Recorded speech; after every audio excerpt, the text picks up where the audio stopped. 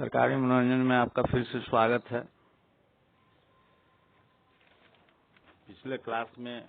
पिछले वर्ग में हमने कार्बनिक रसायनों पर परिचर्चा किया था। अब उसमें कुछ भाग रह गए थे। हम कार्बनिक यौगिकों के बारे में अध्ययन कर रहे थे, बता रहे थे उनकी विशेषताओं को। अब जो है उन्हीं कार्बनिक यौगिकों को फिर से देखेंगे, जो छूट गए थे उनको पूरा करेंगे। तो हमारा जो अगला जो कार्बनिक यौगिक है वह है फार्मिक अम्ल, जिसे फॉर्मिक एसिड अंग्रेजी में बोलते हैं। यह एक मोनोकार्बोक्सिलिक अम्ल है। यह लाल चींटी, रेड एंट्स तथा मधुमक्खी में पाया जाता है। इसी कारण इसे फार्मिक अम्ल कहा गया है। इसका उपयोग रोगाणु नाशी के रूप में, गठिया रोग की दवा के रूप में, रबर उद्योग, चमड़ा उद्योग, कपड़ा उद्योग आदि सब में होता है। नेक्स्ट है एसिटिक अम्ल, एसिटिक एसिड। यह अनेक फलों के रसों में मुक्त अवस्था में पाया जाता है। यह विशेष रूप से सिरके, विनेगार में पाया जाता है। सेल्यूलोज एसीटेट के रूप में इसका उपयोग फोटोग्राफिक फिल्म तथा रेयान बनाने में होता है। इसका 4 से 6% तनु घोल सिरका कहलाता है। विनेगार, सिरका को अंग्रेजी में विनेगार को बोलते हैं। नेक्स्ट है हमारा ऑक्जेलिक अम्ल।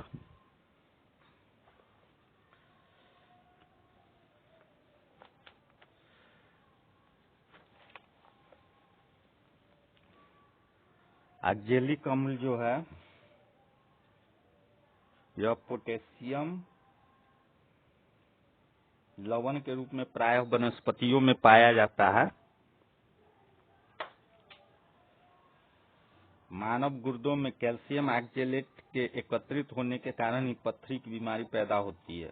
फेरस ऑक्जेलेट के रूप में इसका उपयोग फोटोग्राफी में होता है। इसे कपड़े में लगे स्याही के धब्बे दूर किए जाते हैं। ऑक्जेलिक अम्ल या ऑक्जेलिक एसिड। नेक्स्ट साइट्रिक अम्ल, साइट्रिक एसिड। यह एक मोनोहाइड्रोक्सी ट्राइकार्बोक्सिलिक अम्ल है जो साइट्रस तथा खट्टे फलों, नींबू, संतरा आदि में पाया जाता है। लैक्टिक अम्ल, लैक्टिक एसिड। यह एक मोनोहाइड्रोक्सी अम्ल है जो जल में हाइड्रोजन बंधी के कारण अधिक विलय परंतु कार्बनिक विलायकों में अविलय होता है। यह खट्टे दूध में उपस्थित रहता है। मांसपेशियों में इसी अम्ल के एकत्रित होने के कारण थकावट का अनुभव होता है। टार्टरिक अम्ल, टार्टेरिक एसिड। यह डाइहाइड्रोक्सी डाइकार्बोक्सिलिक अम्ल है जो इमली तथा अंगूर में उपस्थित रहता है। इसका उपयोग बेकिंग पाउडर में बनाने में किया जाता है। नेक्स्ट है हमारा बेंजीन। यह सभी एरोमेटिक यौगिकों का जन्मदाता माना जाता है। इसे फैराडे ने 1825 ईस्वी में बनाया था। इसका उपयोग घोलक के रूप में ऊनी कपड़ों की शुष्क धुलाई में पेट्रोल के साथ मिलकर मोटर ईंधन के रूप में, अनेक एरोमेटिक यौगिक के निर्माण में, विस्फोटों के निर्माण में आदि में होता है।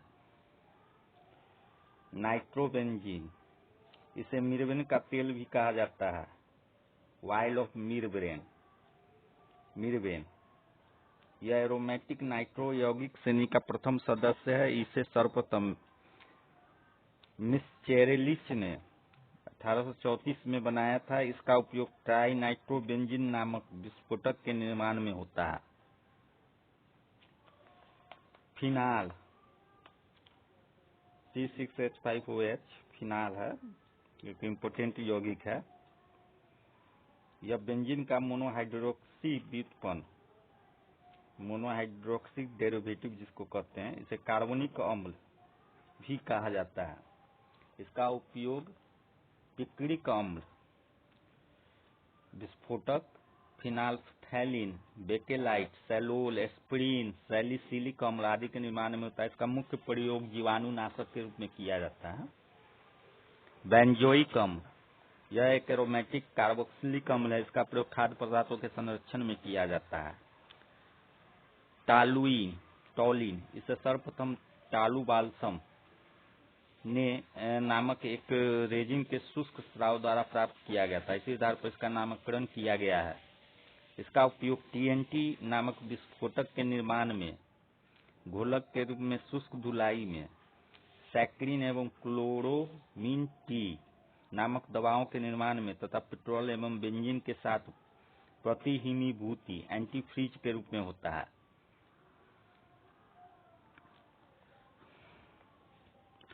अब है सैक्रिन, इसका जो फॉर्मूला होता है वो C7H5NO3S है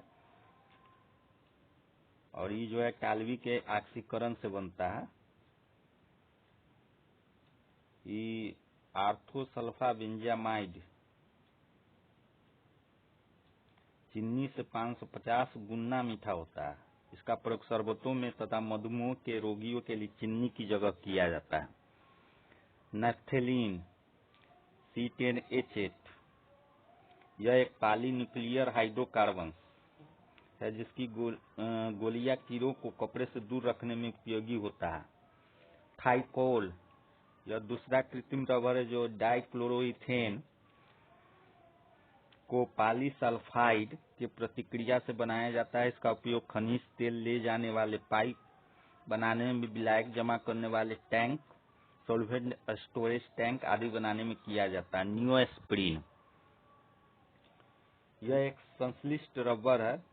नियोप्रीन, स्प्रीन नहीं, नियोप्रीन यह एक संश्लिष्ट रबर है। यह 2-क्लोरोबिटाडाइन के बहुलीकरण से प्राप्त होता है। यह उच्च ताप पर भी स्थायी होता है। इसका उपयोग विद्युत केबल में विद्युत अवरोध पदार्थ के रूप में होता है। अश्रु gas, tear gas.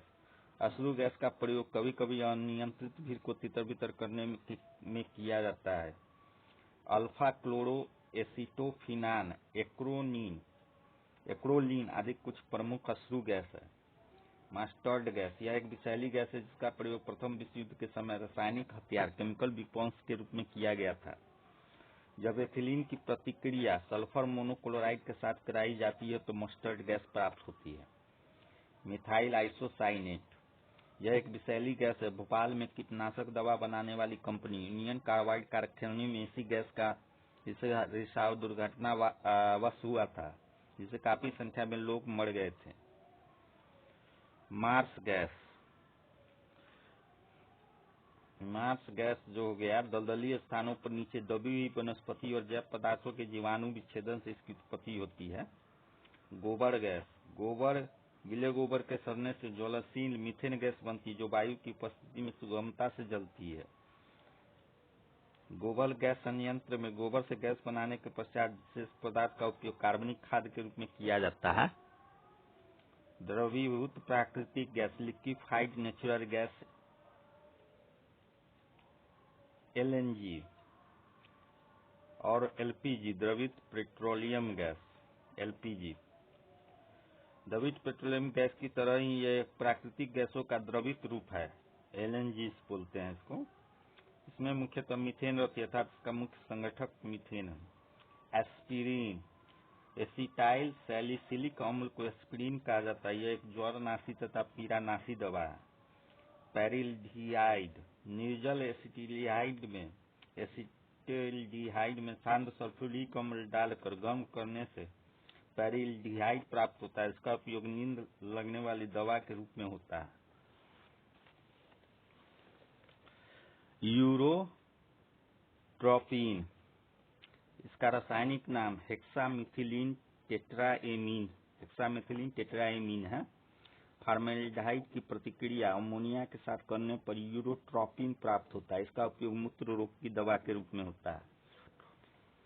क्लोरेटोन, caustic potash KOH की उपस्थिति में एसीटोन क्लोरोफॉर्म के साथ संघनित होकर क्लोरोटोन नामक यौगिक बनाता है। इसका उपयोग पहाड़ी यात्रा या समुद्री यात्रा में चक्कर आने से रोकने की दवा के रूप में होता है।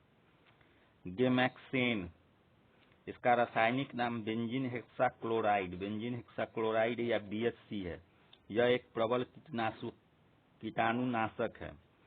DDT, इसका पूरा नाम डाइफिनाइल ट्राइक्लोरोइथेन है। यह एक प्रमुख कीटाणुनाशक जर्मिसाइड है। इसे क्लोरल से बनाया जाता है। तो ये सब कुछ कार्बनिक यौगिक थे उपयोगी जो दैनिक जीवन में यूज होते हैं। ये सब का नाम हम लोग जान लिए, इसका थोड़ा सा यूज भी हम लोग जान गए।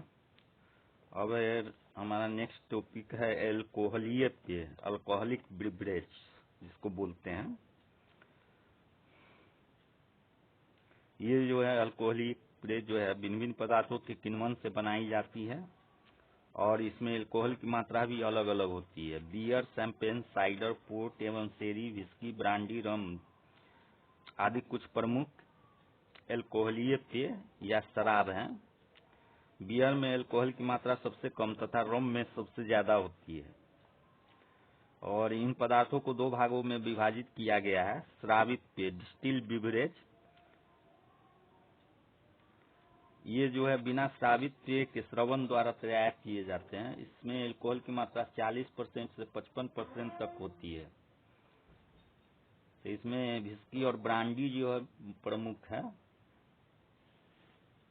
और रम और जिम भी इसके अंतर्गत आते हैं। जैसे विस्की में 40 से 50% तक अल्कोहल होता है, ब्रांडी में 40 से 50% तक, रम में 45 से 55% तक और जीन में 35 से 40% तक। विस्की जो है जौ से बनता है, ब्रांडी जो है अंगूर से बनता है, रम जो है सीरा से बनता है, जीन जो है मकई से बनता है। और एक होता है बिना श्रावित पेय अनडिस्टिल्ड बिवरेज। ये जो होता है ना, ये फलों के रस या अन्न के किण्वन से डायरेक्टली बनाया जाता है।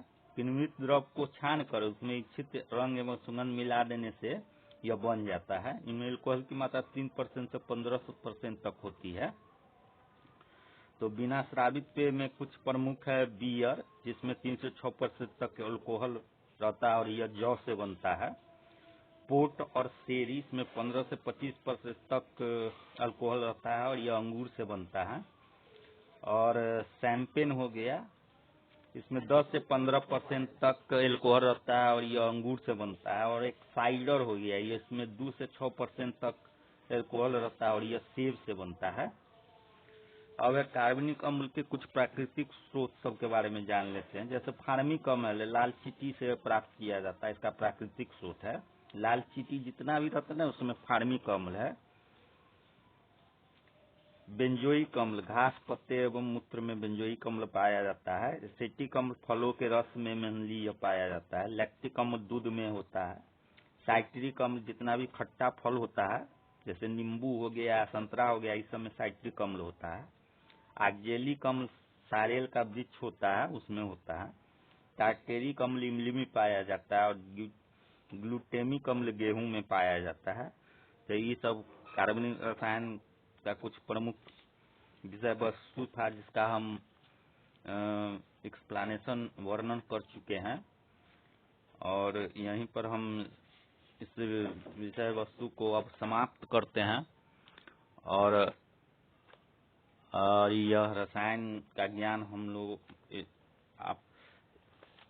आप लोगों का रसायन का ज्ञान का वर्धन हो रहा होगा, तो इसको यहीं पर रहने देते हैं और फिर अगले वर्ग में एक नए विषय वस्तु से मैं फिर से दोबारा उपस्थित होऊंगा आपके ज्ञान का वर्धन करने के लिए, ताकि आप ज्ञानी बन जाएं।